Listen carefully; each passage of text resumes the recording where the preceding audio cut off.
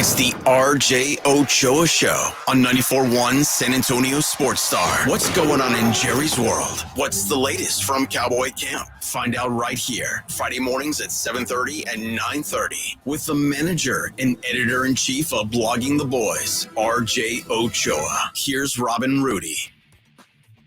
It is R and R and R and J all rolled up into one. We call it the RJ Ochoa Show. You just call it fun. Welcome aboard, RJ, repping the colors, rocking the Stros. Stros? Okay, whatever. This is a Rangers town. Anyways, go Cowboys. You know, I thought, Rob, after 347 days without a win, that Rudy would be a little bit more sunshiny and optimistic this morning, considering the Chicago Bears, who have the same color scheme as the Houston Astros, by the way. Yes, they do. Are winners. I won under 10 seconds, Rudy. I won. Yeah, well, good. That was the easiest money you ever made, Rob. I mean, take it again next week. Don't worry, I got you. Yeah, he won't celebrate. I was clunking he for will not celebrate. I'm clunking for Caleb. I wanted no part of that win last night. I'm a Cowboy fan. I switched over last week. We don't want you. Damn. Well, you know what, RJ? Speaking of the Cowboys, we just talked with Coach Mike McCarthy, and it seems like you're on an island by yourself. I've heard from Dak. I've heard from Mike. I've heard from McCarthy. Everybody feels like Clarence Hill, Todd Archer. Your theory of this is just another game, no matter who wins, no matter who loses, no big deal, nothing to see here. It seems like you're on an island alone. You're kind of like Tom Hanks, and you got, Spalding. That's it. You're all alone. This is a bigger game than what RJ Ochoa feels like it is. That was my take originally. Yeah, I remember. I was with you. Yeah, it means a lot that you've seen all the work I've done over the last week. I'm obviously adopting the party line at this point. But I find it strange. I mean, I really do find it interesting, whatever you want to call it, that they're willing to come out and say that this is not just a regular game. Right. I mean, what is cool about that is, I mean, that's how fans feel, right? Like it feels like, we say all the time, like, oh, I wish that they wanted it as badly as I do, right? Like, I wish they understood what it's like to be a fan. They kind of do here. They kind of get it. And if they lose, people will come for them and make fun of them. And I don't know if they win, whether or not people give them extra credit. But it is definitely a unique way to go about this. But Mike McCarthy has had some unique approaches to games in the past, and it's generally worked out well for him. RJ Ochoa of Blogging the Boys here on San Antonio Sports Star for his weekly. And talking to McCarthy, I told him, look, man, I'm trying to find problems here, and I'm not seeing too many. You got your offensive line completely together. I mean, we can complain about red zone, but I mean, scoreboard. Give me some problems that maybe I'm missing. I mean, you're right. It's worth mentioning that if the offensive line does make their full-on debut today, that it will be the first time in over 347 days. So that's a longer streak than it's literally never happened since they drafted Tyler Smith. Tyler and Tyron have never taken a regular season snap next to another. I mean, other problems would be run defense up the middle. The Cowboys are kind of good at setting the edge, but along the interior, they're a little bit more susceptible. And, that's why they drafted Mozzie Smith, and everybody's like, how come this dude isn't amazing after 4 games? And it's, well, hang on, let's just kind of take a breath. Right. But they can be had there. Their depth at linebacker is a little bit questionable. And, look, they obviously played very well last week, but they are still without their top cornerback. And Stephon Gilmore looks, I wouldn't say a step, but maybe a quarter step slower than, the prime for sure. That's fair. And, that's fair. Yeah. And that time makes a difference. I mean, and, against a team that loves to work play action and all these underneath crossing routes and things like that, like that could be the difference. I mean, that could be the difference between an incompletion and the Brandon Ayuk 69-yard touchdown. What have you seen this year that gives you confidence that they actually have what it takes to contain? You're not going to stop. Contain Christian McCaffrey. I mean, the existence of Micah Parsons, But I mean, that's another thing in and of itself. We played a game on one of our shows this week where we said, who other than Dak and McCarthy is under the most pressure this week, and the consensus was kind of Micah Parsons. And not that Micah doesn't have benefit of the doubt in spades to kind of burn up, right? Like he's got all the credit in the world, that he's already earned. But Micah loves to talk about like how he's the lion, how he lives for big moments. He loves to talk about run right at me. Well, the Cardinals ran right at you, bro. I mean, you know what I mean? They were not afraid, and it worked to your detriment. And so that would be the thing. I mean, although they've been susceptible in that same capacity already so far this season, only through 4 games. But Micah Parsons, DeMarcus Lawrence, whose name I've sang the songs of here on this show at least, and not been properly recognized by one of the gentlemen in maroon this morning. I won't point fingers and say who, but they have some elite run stoppers. But again, that generally applies to runs along the edge. The reality is they can't stop Christian McCaffrey. This is a whatever like rodeo you got to hang on and hold on for dear life. You just have to outlast them. It's a true classic game of Survivor. Jeff Probst is going to be the main official. That's RJ Ochoa speaking with us as always from the highly adorned video background. You have one of the best in the business. We want to give you some credit where it's due. Thanks. I've got the lights on. I was going to say the recessed lighting looks fantastic. Yeah, it's awesome. Weather's finally cooperating. Worthy of going to your YouTube feed so you can watch RJ Ochoa doing this. Let's talk schematics here. I was reading an interesting thing about the 49er offense where they use motion more than any team in football, where they use motion on 73% of their pass plays. And when we think about the Cowboys, they're a man defense. They like to settle in man and get to the quarterback as fast as possible.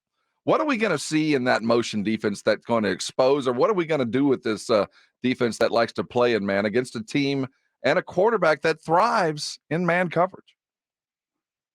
I mean, it sounds so stupid.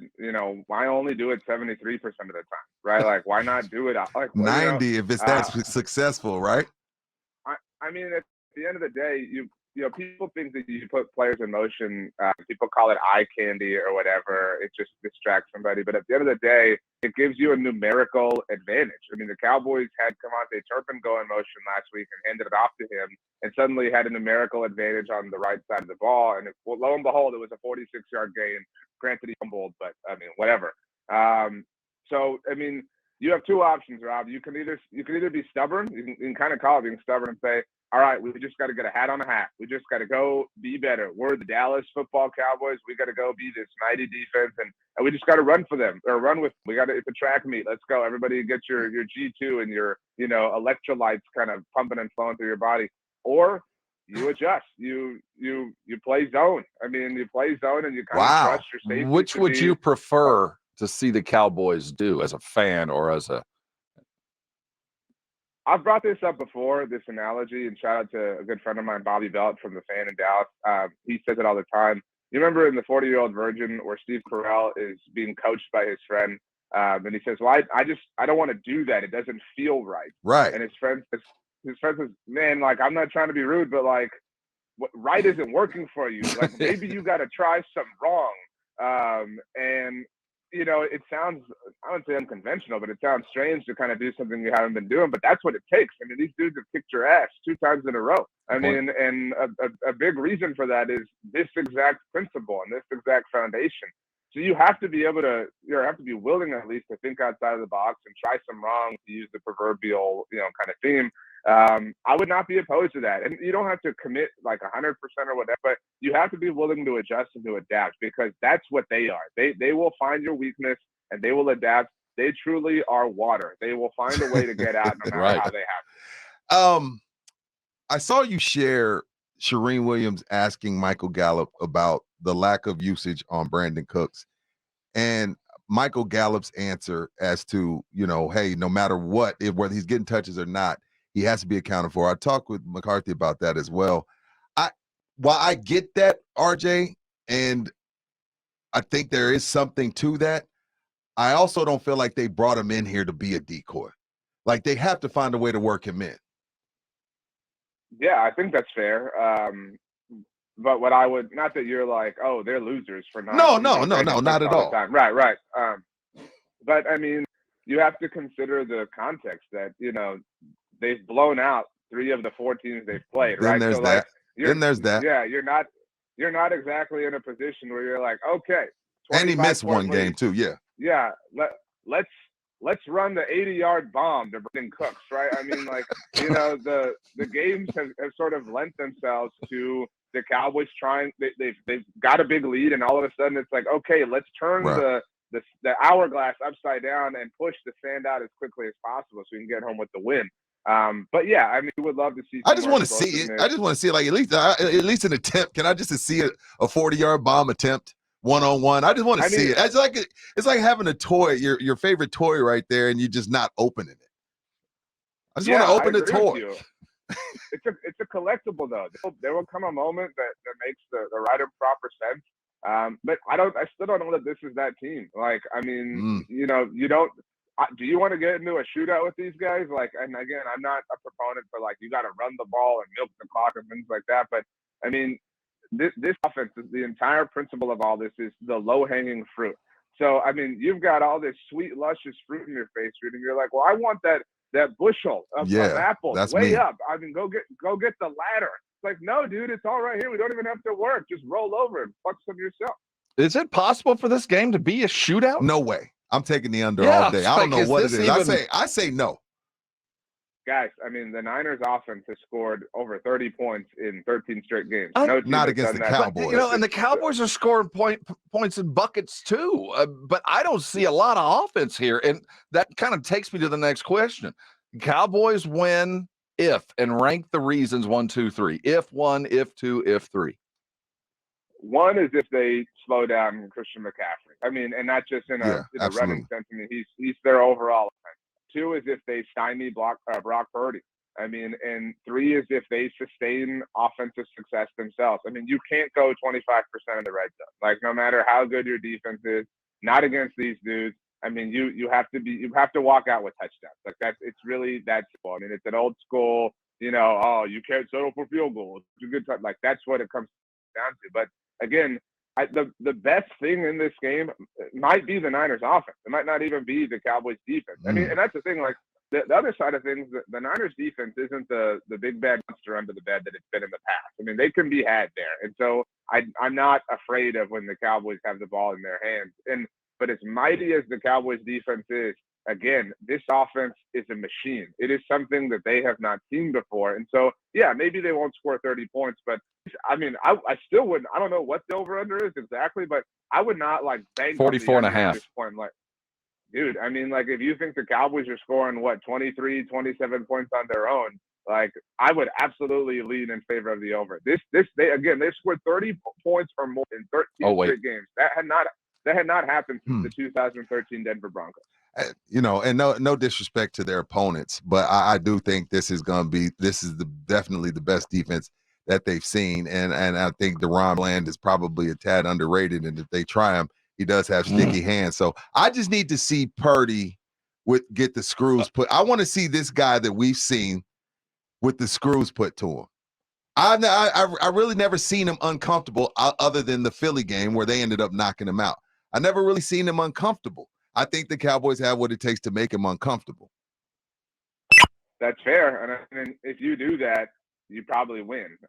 But their offensive line is great. They have an amazing, set of pass catchers. Not just wide receivers, not just tight ends, everything they have is a threat. And so it's really got to come down to that. You're high on this offense. You're really, really high on this offense in San Francisco. I mean, I'm watching it too. But I don't know. I don't know. I mean, this is truly Max Verstappen in the Red Bull. It's the fastest car on earth. It's the best driver on the earth. It's the highest level of engineering on the earth. Like this is. I mean, there's a reason why they are speaking so highly and with such deference to them. I mean, they are. And look, it's not just that it's been 4 games. It dates back to last year. Kyle Shanahan obviously has a track record of this.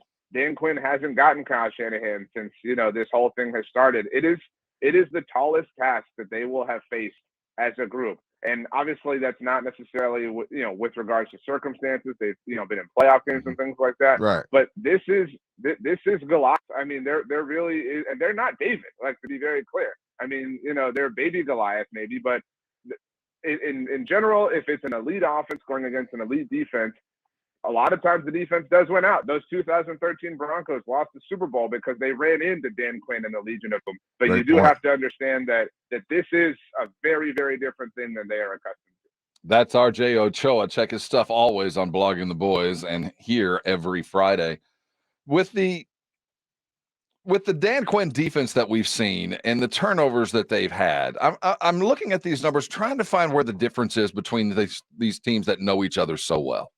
And with the turnovers being an important part of where the Cowboys have gotten, they've sacrificed, I think, sometimes some yards after the catch, some yardage punching the ball. Right. And I look at what San Francisco does as far as what they do after touch, after their catch or carry, and they lead the league.